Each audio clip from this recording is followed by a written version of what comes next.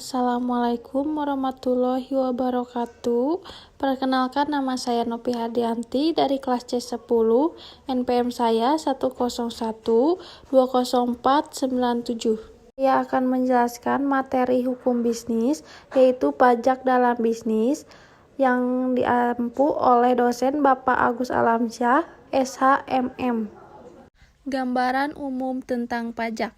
Pajak adalah peralihan kekayaan dari sektor swasta ke sektor publik berdasarkan undang-undang yang dapat dipaksakan dengan tidak mendapatkan imbalan yang secara langsung dapat ditunjukkan, yang digunakan sebagai alat mendorong, penghambat atau pencegah untuk mencapai tujuan yang ada di luar bidang keuangan negara.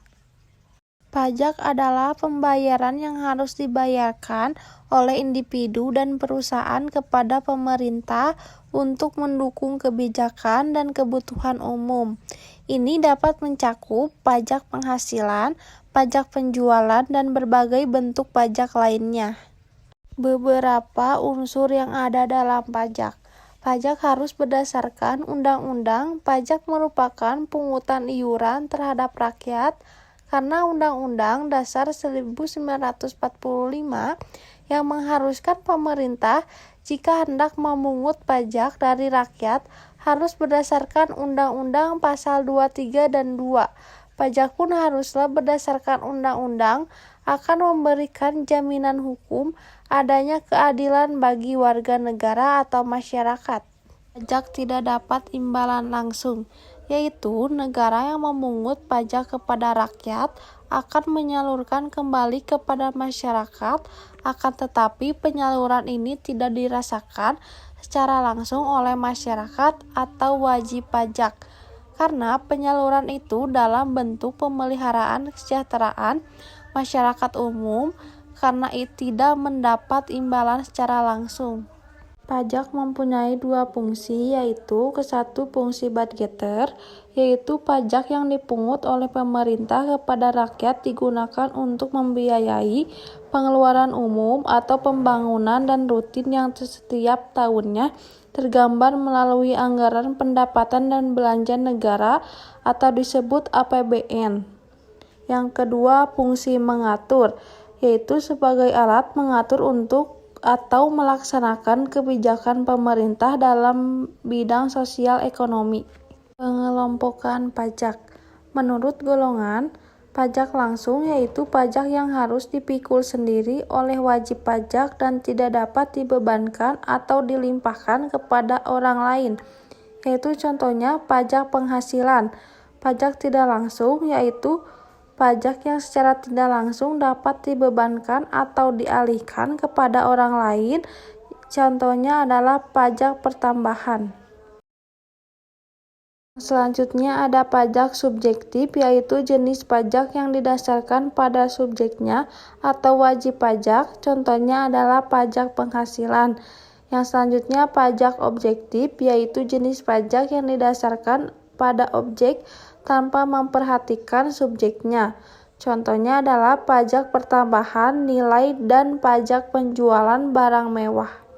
Selanjutnya ada official assessment system, yaitu suatu sistem pemungutan pajak yang memberikan wewenang kepada Fiskus pajak atau pemungut pajak untuk menentukan besarnya pajak yang terutang atau yang harus dibayar oleh pajak. Kedua, self-assessment system, yaitu sistem yang memberikan wewenang penuh kepada pajak untuk menentukan atau menghitung sendiri besarnya pajak yang akan dibayar.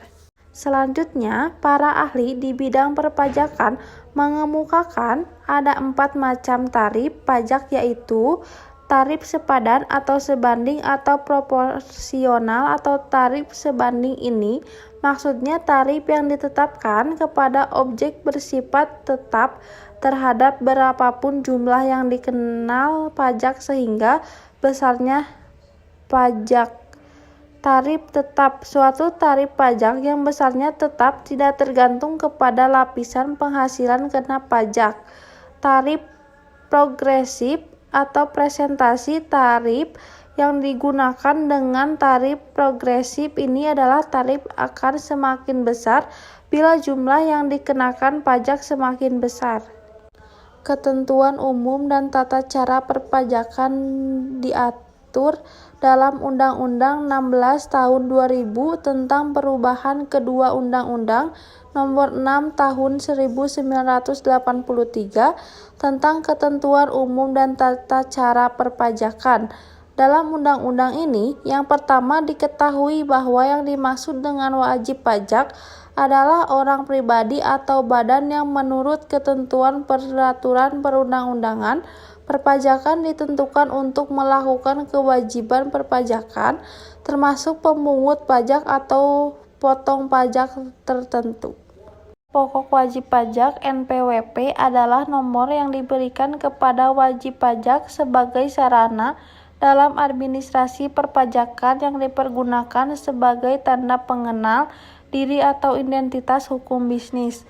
Fungsi NPWP adalah sebagai administrasi perpajakan sebagai tanda pengenal diri atau identitas wajib pajak untuk menjaga ketertiban dalam pembayaran pajak dan dalam pengawasan administrasi.